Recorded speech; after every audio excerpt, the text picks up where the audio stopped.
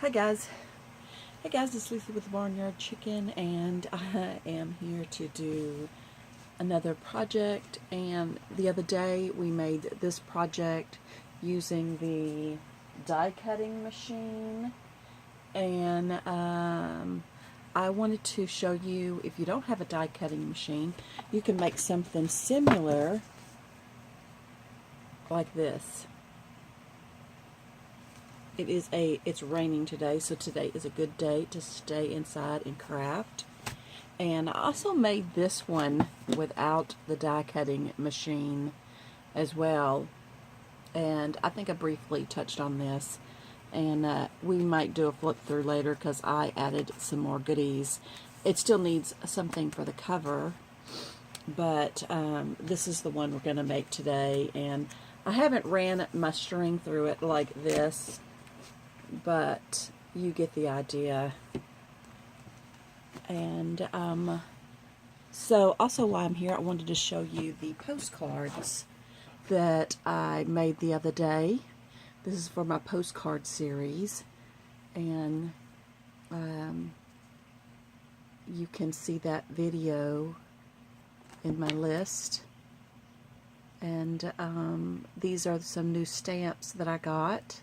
The chicken and the trees, and then I inked the edges with the Tim Holtz Distress ink, and then I put this stamp that I got from the Hobby Lobby clearance in the middle, so you can write here, put your address here. Anyway, I'm just going to quickly go through them. I think I really like the chicken. This is another one. I just added a couple of little things to it, and then I made this one, Go See Do, and I put the little cameras in the middle so you can write on either side, address and your note. This one's just plain, the cameras in the middle. And I did add this tree, with one of the stamps that I got the other day, just using some green Halloween ink. That's one of the Halloween colors from Tim Holtz. And here we go. And I put the little teacups and a little line. And then on this one, I added the Eiffel Tower stamp to the front and the back.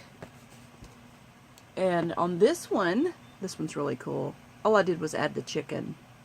I made his grass and his little wattle and his little thing up here. His little wattle there are red, or they're orange. These are actually the Halloween Tim Holtz colors. And then the grass is green as well. It's another Tim Holtz color. But everything else was already on there except for the distressing around the edges. And I made quite a few of them. I made 3 sheets. These are trees. The tree, it's all the same tree. I just used different colors. I distress inked it.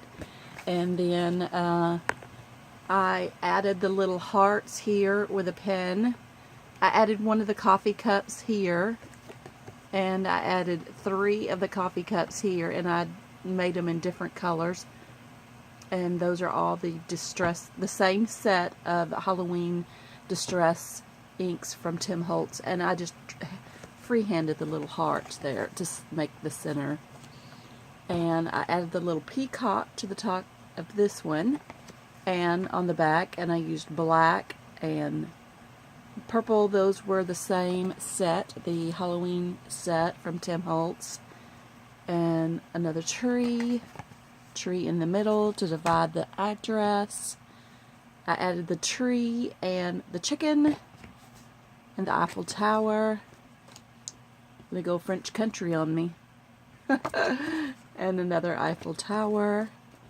And then I added the stack. This is the chicken, pig, and cow, or I think it's a rooster. And I added them to the other side. And we are getting down to the end. And more trees.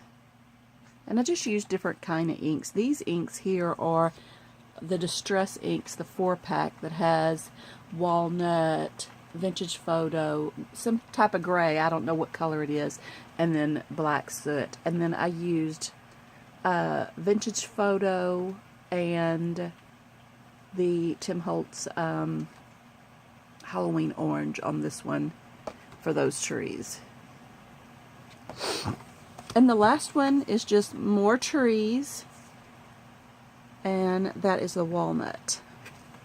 Okay, that's all of the postcards, and I hope to have another set of postcards.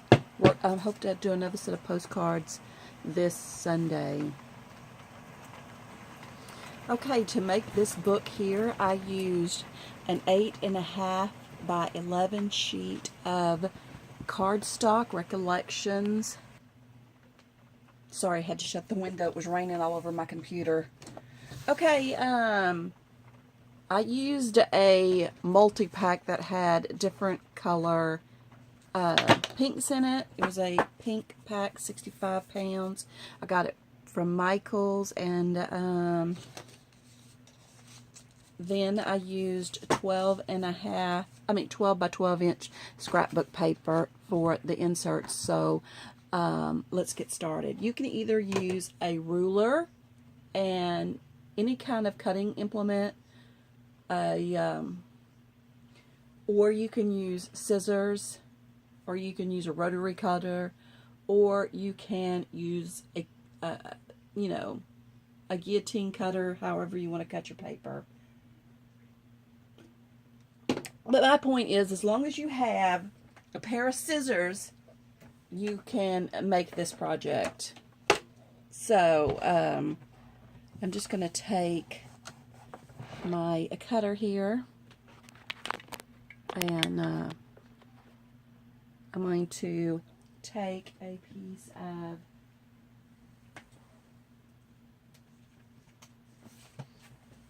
I'm going to take one of these sheets of paper here, and I cut this paper 5.5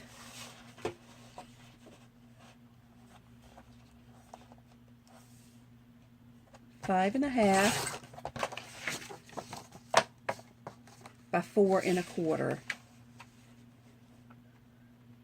And you can use scissors and a ruler. It won't hurt.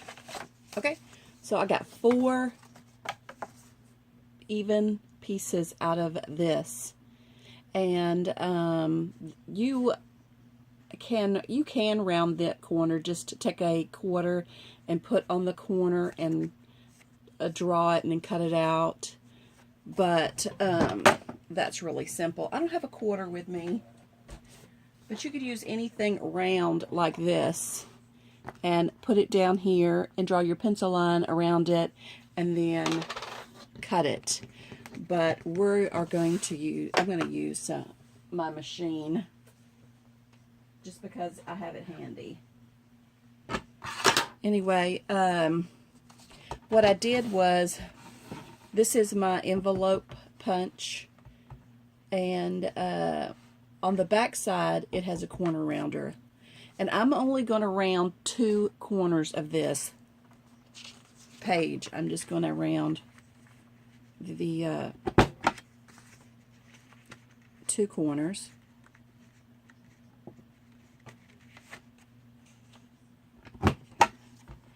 And then when you get all your corners rounded, you don't have to do this step, but I just did it.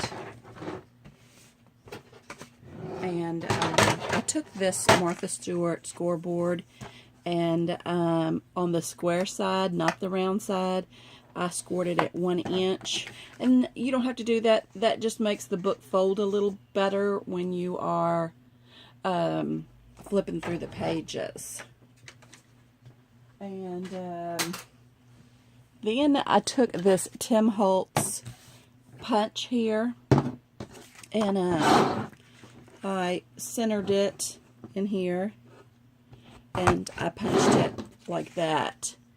But if you don't have this, I got this on clearance, so it was really cheap. And at the I had it for like 3 years, and this is my first time to use it, so I wouldn't go out and buy one.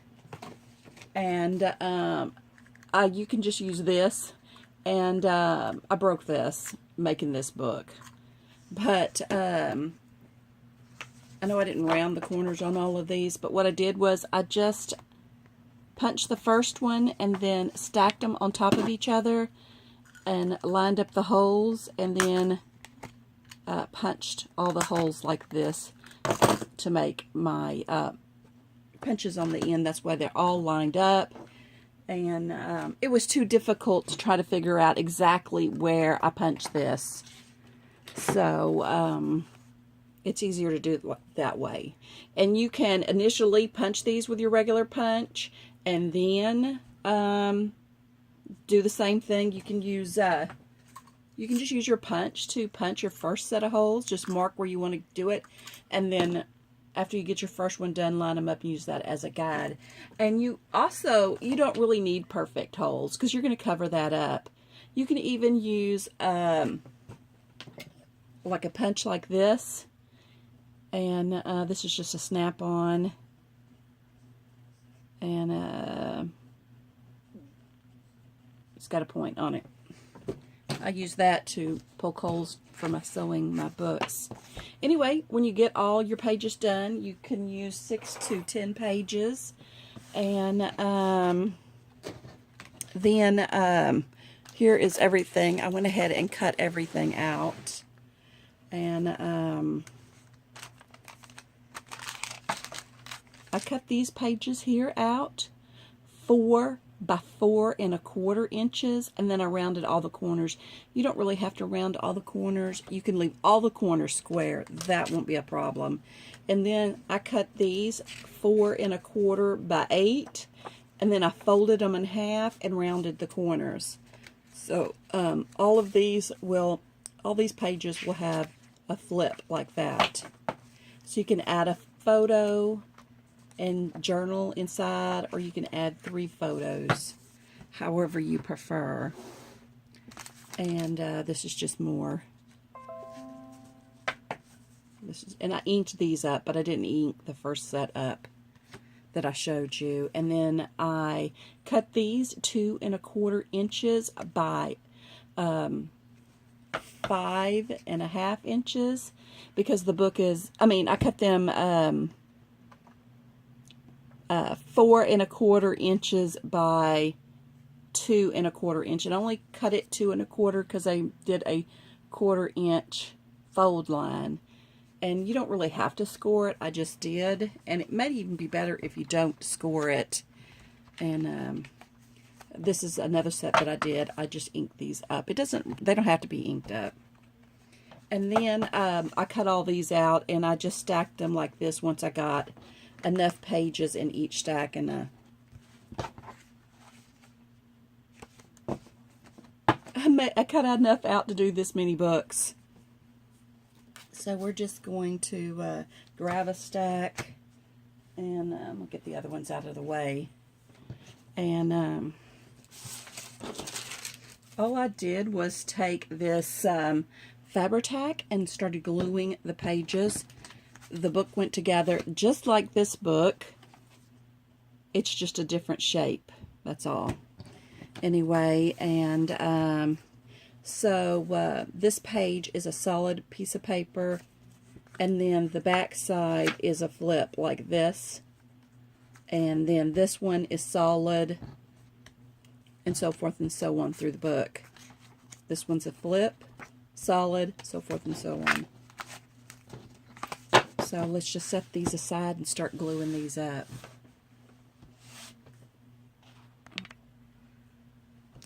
Alright, for the first page you want a solid piece.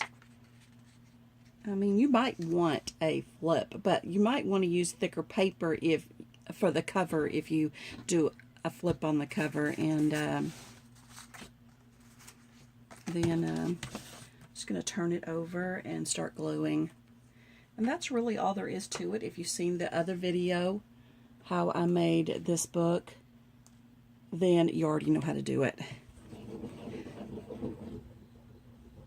Because everything else is the same. I just used a different technique to cut it. It's super simple.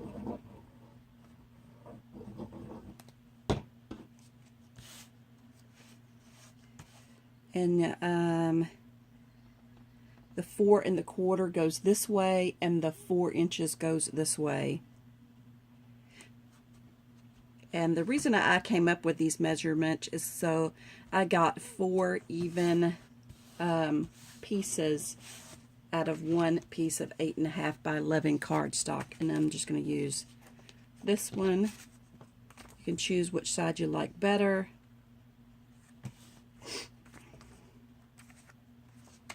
Doesn't really matter. They're both pretty. And I'm just going to glue it down. If you use thicker paper, you can just glue 3 edges and have a tuck spot on the back, but this is just regular single-sided scrapbook paper, so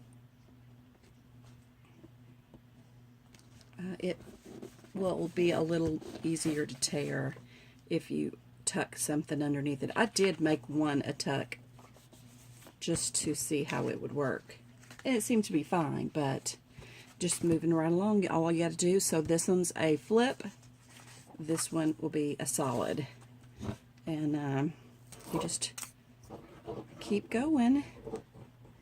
And this particular book just happens to have 12 pieces of paper in it, but I normally do 8, and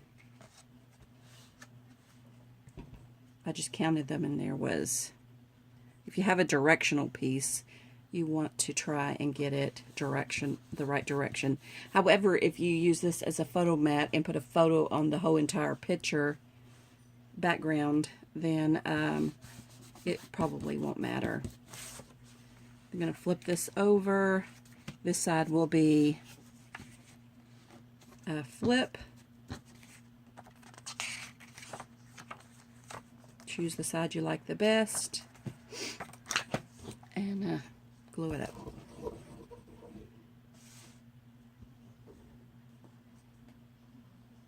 It's that simple.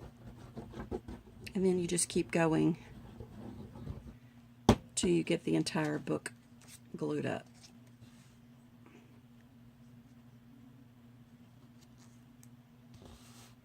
And I'm just basically keeping them in order so that I know which background goes next. And you can mix them all up, and you don't even have to do flips. You can do solid pieces on the entire book. And I'm just going to set this book aside since we already have the pages done in this book. I'm not really sure how many pages I have in this book, but you can use these little things here to it unscrews like this, and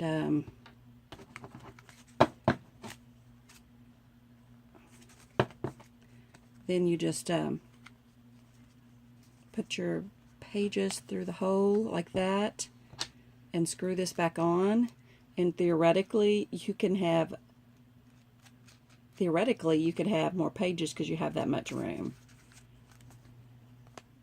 This actually goes to something else. I was just showing you could use these little things, and they make them bigger. I have some that are an inch, and they probably make them smaller. I don't know. That's why I didn't put the little cover on it, because I was just showing. See how cute that is? Anyway, this goes to something else. And then this is my little piece. I folded it. It goes on the end like this. And then I'm going to take some thread. Let me get my thread. I actually don't know where my thread is. This is some type of hemp jewelry thread. You can use twine or whatever. I'm just gonna use, and ribbon. Ribbon is, you could use ribbon, and that would probably be more affordable. And I'm just going to put my ribbon in. Oh, you could decide what you want on the front, but I think the book has to go like this because the pages open from the bottom. So this would be your top.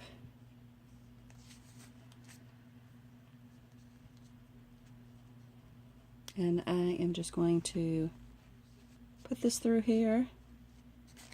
like this. Okay. And that's what it looks like on the back. And then you can just tie it. And if you tie it like this, you can always add more pages when you want.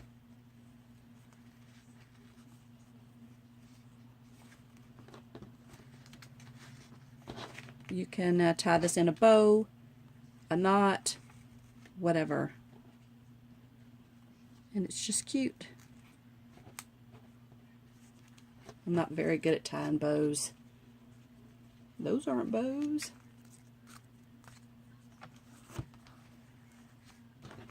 Anyway, and the book is done. And moved my camera. Anyway, and you can write something on here, add a picture, add anything on here you want. Ephemera. You can make this a junk journal, a memory book, a photo album, and or anything you would like. And I've inked up all the pages in this book. And then all the pages are different colors. I think there's like 6 different colors of pink. It was a pink pack. And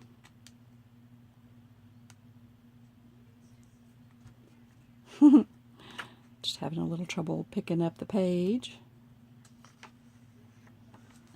Anyway, it was super fun to make. These will make really cute baby shower gifts, little girl princess party gifts, party favors, or gifts. These are great to give to mothers and grandmothers of the grandkids. And you could even do something for Valentine's Day, or just about anything you'd like. Anyway, that's all I have for you today. This is Lisa with the Barnyard Chicken, sending all my love and my hugs. If you like this video, please give me a thumbs up. I'd like to hear your comments below, and maybe what else you'd like to see me make. And please think about subscribing. This is Lisa with Barnyard Chicken, sending all my love and my hugs.